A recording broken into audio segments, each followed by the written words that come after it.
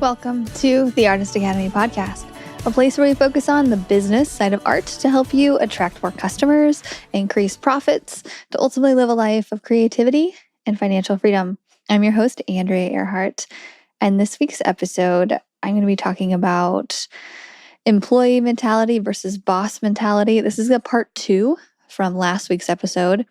I always get so much great feedback on that kind of chat. So, and there are other things that I wanted to say about it as well. So I have a whole list of just things that I want to talk about, but I'm just going to paint you a picture today because I also want to talk about the idea of buying back your time and just how good it feels to make money. Because I remember growing up in a trailer with a single mom and we barely made it by. And I just remember looking at people who had money, who had a big house and a nice car, and just they looked like they didn't have a worry in the world. I'm sure they did. But in my perspective, money was at the forefront of our problems. And I just remember looking up those people and just being like, why can't they just share? Why can't they just donate something or pay for my college? They have more than enough. Why am I over here struggling and they are not? And I get this feeling from quote rich people sometimes, and this could totally just be in my head, and it probably is, but they have kind of to me, an ease. They don't worry about money. They don't like to talk about it. I want to ask them all these questions. And partially why I started this podcast, I'm like, well, what kind of money are you making and how you doing it? Because sometimes people just are very nonchalant about it. They don't talk about money problems or how they wound up to where they are. Either it's through mentorship or through something. I don't know. It's kind of a mystery to me, outside of the art world. And it's just something people don't talk about. But so I just want to, now that I feel like I am making a good amount, I want to talk about not just how I got there and the strategies that I did, but what I'm doing with it, how it feels, and how I've made that transition from scarcity, just always thinking about it, and to now I can kind of relate to that ease feeling that I kind of got a sense from when I would talk to people who weren't worried about money at all. And this is talking about strangers, cousins, people who just had it and weren't worried about it. They would just pull out their parents' credit card when we were kids, or they would just, I don't know. It was just a different feeling. But I was painting today. I was painting on a mural, and I come home just 10 minutes ago and I'm under the clock because my toddler is going to be home here in about 45 minutes. So I was like, I can do a quick podcast before he gets home. Mom work ethic, right? Okay, I got to do this now. And I come home and I walk into our house and had just been cleaned today. We have cleaners that come now every single week, and it's the best thing ever. Me and my husband both agree. Having the house cleaned, when us being gone, working, doing something else other than being here, and coming home to the clean house on clean house day and the smell of chemicals, which we probably shouldn't be using that many chemicals. I want to go more natural, but one step at a time with all the health stuff. But coming in and just being like, whoa, everything's clean and put away and our laundry's done. And what a privilege this is. And then I'm like, wait, no, it is a privilege. But it's also no, I worked for this. This is a decision I made. This is where we're spending our hard-earned money. Hard-earned money. Yeah, that's debatable. I feel like we are being very smart with it lately. So I don't feel like I'm breaking my back to make it. That's why I say, quote, hard-earned. But I'm like, this is a benefit. This is buying back my time. I make little notes in my phone of if I were to ever write a second book, it will be something about a little bit higher level of making art and getting to multiple six figures or doing something higher level, not beginner. Okay, not because I already wrote that book. It's called Mural Money, and if you go to muralmoney.com, you can literally, I just map out how to go from 0 to 100. So the second book, if I were to write one in 10 years from now, I make little notes, and I'm one of the first chapters would be buy back your time, because so much of why I can do what I do now is because I've allowed people to help me, whether it's like the podcast editor, hey, or my virtual assistant who does a lot of the back end, or having our house cleaned, stuff like that. And I mean, daycare, like our son goes to daycare and loves it. And I get updates on my phone all day of him playing games and coloring, and he has a new art project that he brings home every other day. It's so great. But just having that help is the reason that I have time to come on here and record a podcast and now do 2 a week. And that time has freed me up to be able to take on more stuff, but not just paint more and work more, but to be able to rest a little bit. And I was talking to a friend recently who works so many hours. Like, she's such a boss, and she's going to have a record year, and she's just killing it, but she puts in a ton of hours. And I was like, I don't want to go back to that ever. She's like, yeah, it's no big deal for me to put in 12 hours a day. I'm like, I used to be there. But nowadays, I want to say I probably work 5 hours a day, 4 days a week, which is crazy considering that I'm going to have my highest grossing year this year, which is going to be 200K. I am well on my way. I have not hit it yet, but I was looking at the numbers and I'm pretty sure it's going to happen. Like, I mean, I'm pretty determined that if I need to land a $5,000 meal, I'm just going to go knocking on doors by the end of it. If I'm $5,000 short at the end of the year, I'm going to be like, excuse me, shout to the world, like, it's going to happen. And another perk, like why I really want to talk about this as well, is I told myself, and I told my husband, I was like, if I make 200K this year, I don't want any argument about possibly, waiting to, or maybe not, or let's do it next year, about buying my mother a car. I have had that goal for a really long time. Like I said, like, my mom gave me everything that she could, and she's a super hard worker. I am a smart worker. She is a really hard worker. And even still, like, she's a few years away from retirement, and she comes up to babysit for us every other weekend. She comes on a Saturday night and she spends the night and she cleans the house while we're out. And she's a born mother. She's great. And I was just like, I just want to reward her for raising me so well. And especially now being a mom, I'm like, looking back on that, I'm like, you were a single mother. Like, how? With 2 kids? How? Making less than $30,000 a year, still giving us school supply. Like, blows my mind. So I wanted to pay her back for that and this is like one way for me to do it. And just recently we did that. And I just want to shout it to the rooftops of just, like, in my own home. I actually didn't record it. I didn't record her reaction. I didn't put it on Facebook. I didn't put it on my story. I didn't put it anywhere on social media. I told a couple of my close friends because they knew that I had that goal for a while, just to we celebrated in-house. But I'm telling you that because I feel like buying somebody something with art money, like, that just feels really good. And I think maybe you can relate to, if you have a goal. And like, I would love to also buy my mom a house one day, and we probably will, just to be real, like, one day, not anytime soon. But it's just having goals and then hitting them, I think, is something to celebrate. And I just bought my mom a freaking car with art money. Like, how cool is that? Granted, we got a really good deal on it. It was a 2022 Honda. So it's not brand new, but it's a pretty good car. Like, it's a hybrid, and it's a keyless entry and heated seats and all the things. And she has never driven a car that had less than 100,000 miles on it. And so she would also come up to babysit, and like, all the time she's like, hey, my car, like, something's wrong with it. I've got to go take it to your uncle and he's got to work on it. And she would spend her entire Saturday going to get her car fixed in the most cheap way. Like, we would go together and go to the junkyard because she needed a part for her car. She's very much a tomboy. Like, she would sometimes try to put it on herself, but if she couldn't do it, she would have my uncle, her brother, do it. But anyway, this car, like, I'm just looking at this and I'm like, you are not buying back your time. And she doesn't have the means for it, really. And so I've started to do little things. Like, I'll send her factor meals every other week. And so basically, she's got a full fridge of meals. So she doesn't even really have to grocery shop. And to me, that's like kind of paying her back for making me dinner and breakfast every morning of my childhood. I'm like, here you go, I can feed you now. And so I send her 8 meals every other week, which it feeds her like almost completely. And so yeah, I do that. So like I help when I can. But I wanted to do this card. It just ended up being the perfect storm of things.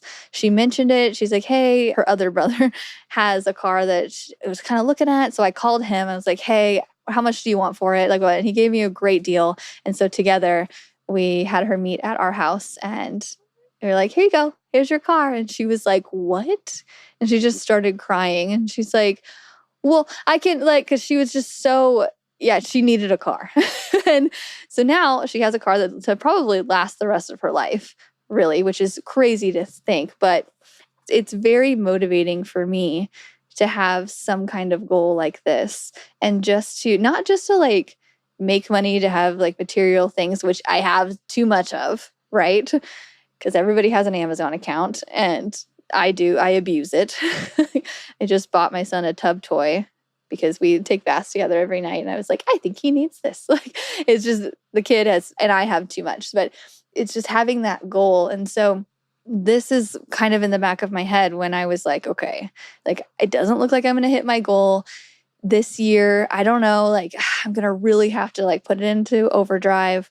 And so making a goal like this and having that in the back of my head helped give me a bit of a push to be like, okay, how can I make this happen? How can I do this to where when I sign over that check, it's not a huge burden on my family, like my husband and my son, to do something like this. Like I wanted to be able to give freely without it being like, oh, like that's going to hurt us. We're not going to be able to do something, So that's just buying back my time is one of my favorite things to do with the hard-earned, quote, hard-earned money, smart-earned money that I've been earning lately. And I gave my mom a freaking car. So I just want to celebrate. So I hope you can celebrate with me, but not just that, like maybe you have a goal like this that it could be for yourself. Heck, like it's totally fine. If you want to buy yourself a car, like done.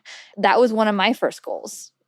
I really wanted a car. I wanted it paid off. I wanted to love it. And I do. I have a Jeep and it has pink splatters all over it. And everybody recognizes it around town. And I have a QR code on it. And people at the daycare have scanned my QR code and like, hey, I saw your paintings. Like, and I love my car. And I was joking with my mom. I was like, my car almost has 100,000 miles on it. I'm going to drive it until it's dead. I love it so much. And now I just bought my mom a car with way less miles than my own. I'm like, but yeah. So if you have a goal, either put it somewhere where you can think about it pretty often. If you're not, like I shared this a while back, but whenever we wanted to buy a house, we wanted to get out of our small house that we were in, and we had dreams of living more in the country, and 'cause that's kind of where I grew up and all the things. And I just made a vision board of it, and I put it it was a 1-bedroom like office thing, and I put it up. And I just looked at it, and it's like, that was my motivation. That's just what I wanted. And then slowly, we got the car, got the house and all things. And I'm like, okay, now what? Okay, well, I want to buy my mom a car. Okay. And now I'm thinking like, okay, now what do I want? And I don't know. I'll have to get back to you on that. But I just wanted to share that I'm thinking about what my next goal could be. It might be buy my mom a house. Really paying off our house. Actually, that would make me really happy. Just to that would actually have a weight off my shoulders. So what if we just set this crazy goal? What if you and I, like you figured out what your goal is, like your crazy goal, and then I could do it too. Paying off my house might be a little bit too far out. I don't know. But maybe paying off the house within 10 years. Because it's like a 30-year loan. I don't know. I think, I don't know. But anyway, I think it's good to have goals. So I wanted to share with you mine and share that I am accomplishing them. And just to preface this too, my husband does make money too. So this definitely helps. It's not just art money doing this. Although, I mean, if anybody's a hunter and loves to hunt and do all the things, that's where money goes. That's where his money goes. So I was like, I want a hobby. I want something to spend money. Yeah. So he helps, but he's got his own expenses. So this came out of my account, but it does help to have like a nest egg. Like our cushion behind me, which is him. So just to be totally upfront. But on to the second part of this, which is continuing the boss mentality versus employee mentality, which is something that I needed to have before I really started making the big bucks, right? You can be an employee for so long and you can make money at it, and you can be an employee in your mind in your own business and you can still make money. But if you want to make the big bucks, you got to be a boss. You just do. You have to take control. You have to put yourself out there. You have to just make some risky moves sometimes, calculated risky moves. We were at a like bar / restaurant, hotel actually, a few weeks ago. Actually, it was a few months ago. Man, time flies. But we were there with another couple, and we get there actually before them. And I wanted to go up to the top of it was actually the Moxie Marriott where I had painted. And I wanted to go up to the penthouse because I had painted up there some wings, and I'd never seen it completely done, all lit up. And I really wanted to go up there. So we walk in and it's just me and my husband. And I was like, man, the penthouse is closed, it looked like, because there was weather coming in. Like, it wasn't raining or anything at the time. It was just weather was coming in. So they were trying not to let people up. And me and my husband just kind of looked at each other. We're like, I bet we could get up there anyway. And so we go and we have to get somebody to let us up there because I guess it just wasn't doing it. And so my husband is definitely the more outgoing of the two of us. And so he's like, hey, she painted up there. Can we go up to the top just to check it out? And they're like, sure, like, because they're an employee. And they're like, like, I was told maybe not to do this, but a customer wants this and is being kind of pushy, so sure, why not? So I get up to the top and we're up there and we're checking it out. I was like, man, like, we're supposed to meet this other couple here. Like, I don't know if they're going to be able to get up here. I don't know if they're just going to obey the rules and go keep down there. And 5 minutes later, you see them come up the elevator and we're like, hey. and the guy of the group was like, yeah, I saw the signs that said I couldn't come up here, but we just did anyway. We got somebody to let us up there. And we're like, that's so funny. And I was thinking, that is such a boss move. Like, just ignoring the signs, saying, I want to do this. I understand that you maybe shouldn't, but I don't really see, like, we're not going to cause any harm. I want to do this, so I'm going to. And I just like, I had just met this guy, by the way, and I was like, what does he do? What is it? And sure enough, he worked for himself. He had very successful businesses and has paved his own way. And I can kind of spot it sometimes in little things like that. You know, the people who stick their neck out, the ones who take the risks are the boss move people compared to, like, whenever I used to work promos back in the day, and they're like events and things. Like, one that's coming up in my mind is we used to work the Little League World Series in Pennsylvania, something far away. I don't know. I don't remember what it was exactly, but we would go there, and just like every single promo we would do, like, you had to like herd people in around like cattle. Like, they just had to like follow the line. And every once in a while, you'd get somebody who like wanted to do something funny or different. But for the majority of the time, most people just kind of fell in line and did what they were told. And, and I feel like that's where the employee mentality comes from. Back in the day, we were all told what to do in schools. And there's the whole argument nowadays, people keeping their kids out of school, like, and homeschooling them because they don't want that mentality instilled into them. Like, you have to sit down and follow the rules and like, don't think out of the box and like all that stuff. And that's a whole other argument into it, but there's something to it, because I remember I wanted to do what the teachers told me. Back then, I did exactly what I was told. I did exactly what my parents wanted me to do. Like, you didn't really have to discipline me very much as a kid. I was just like, oh, you want me to do that? I will do that. Okay. Like, I aim to please. I am an achiever. Yes. Like, please give me praise, give me candy, whatever. Anything. Just like, don't be unhappy with me and I will do what you say. And so it took me a little bit to get out of that, people pleasing follower mentality, like give me rules and I will obey them, into, oh, I can kind of make up my own rules. And it happened in steps. And it started really with promos and just quitting my job at a bank, which was my last actually W-2 job, was at a bank where I had to show up. And oh gosh, it was like 7 or 8 in the morning. I would go in and work till noon. And that was a slow time for the bank. It was downtown and it was just slow. Like hardly anybody came in. And I was working the reception desks, and I remember, like, I want to say 2 people came in the span of 5 hours. And my job was to greet them. My job was to show them where they needed to be if they had questions, and answer the phone, which the phone rang like twice in 5 hours. And so a lot of times I just sat there and did homework, and that was my job. But I didn't like the idea of like not having a real purpose at that job. And so I would start to bend the rules because I just didn't like, it didn't make sense. I'm like, why am I here? Yes, like I feel like I am underutilized. Like this just doesn't seem like it's a good use of my time and your budget. And it's like a good idea in theory, but it's executed not well. So I would call in all the time. I was a college kid. And like, I'm not going to come in. And, or like one of my jobs, one of the very few jobs, was to go get the mail. And so I would leave, go in my car, go down to the post office, which was probably like 3 miles away, if that. And I would go get the mail, and then I would come back and give it to them. Well, I often, and I think about this sometimes, I'm like, what a little shithead kid. I would go get the mail, and then sometimes I would go home for a little bit, or I would stop and get something to eat, or I would just take my sweet, sweet time getting back, because I was like, what am I going back to? I'm going to sit there.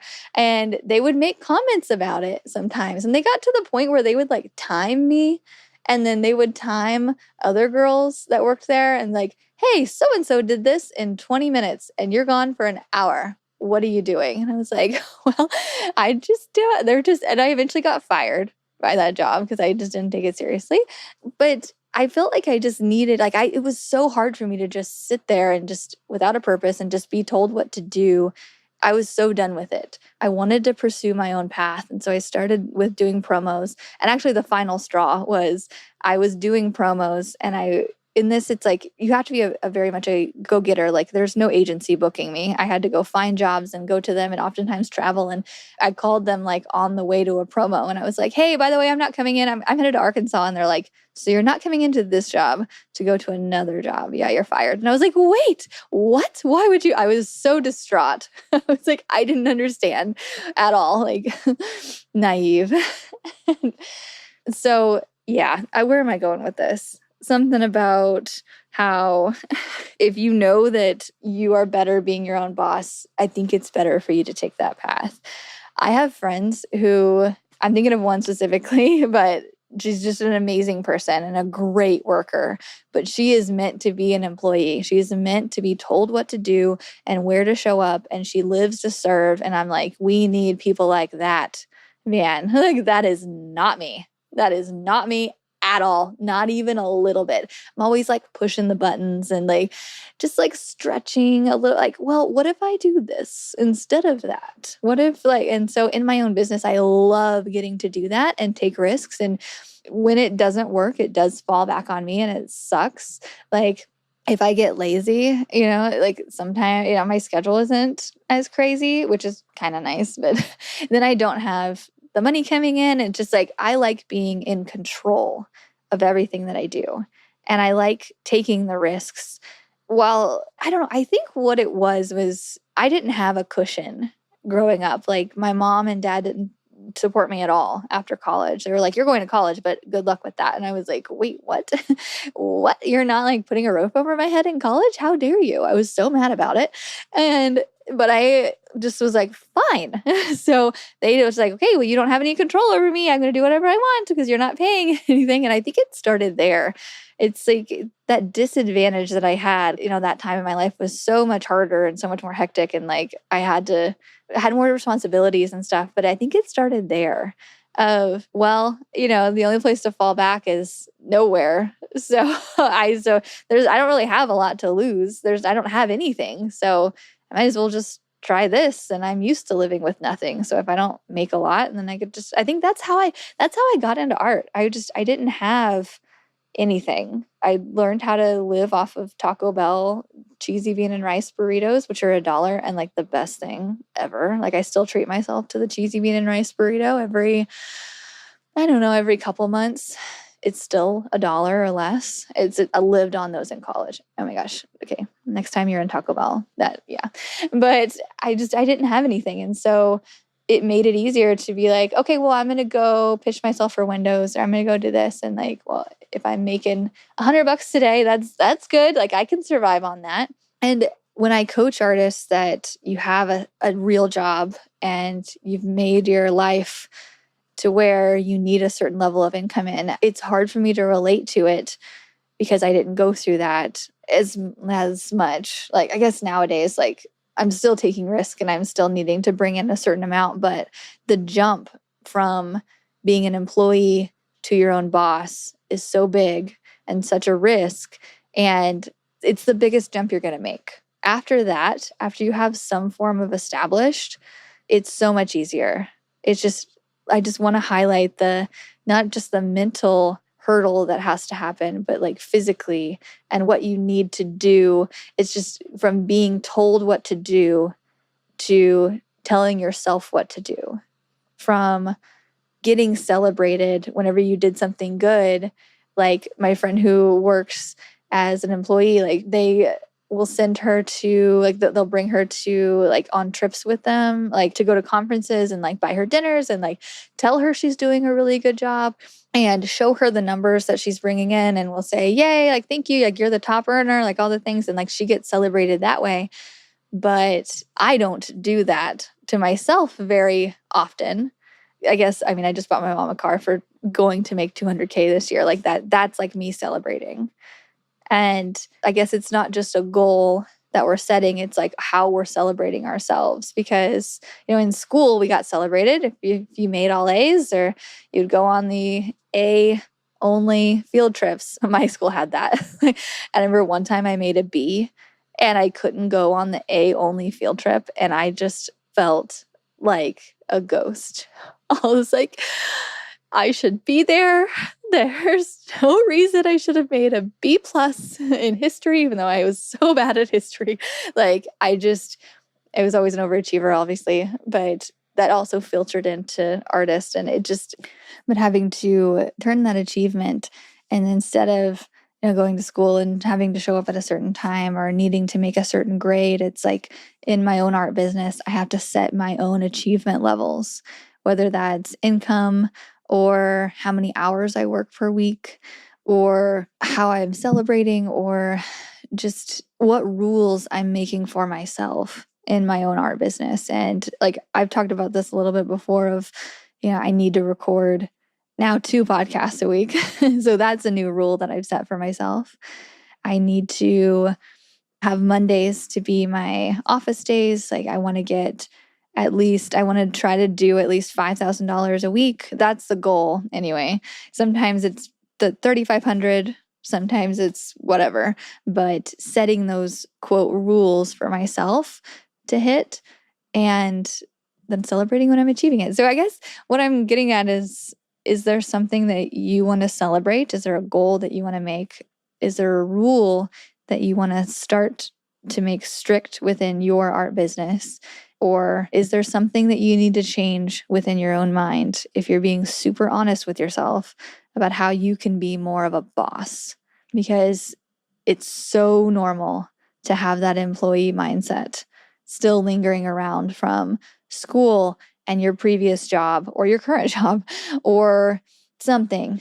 And it's just changing it to making my own rules and being strict enough with my habits and whatever you need to, make those rules set and achieve the things that you want to achieve. So I might go into more detail in exactly how to do that in later episodes, but I just wanted to cover this idea of being your own boss, just to put it in the forefront of your mind, because everybody's different, right? Like what the things that I need to set for myself are probably not going to be the rules that you need to set for yourself. Maybe similar, maybe not, but something to think about this week. So, thanks for listening to another episode of the Artist Academy podcast, and I will see you next week.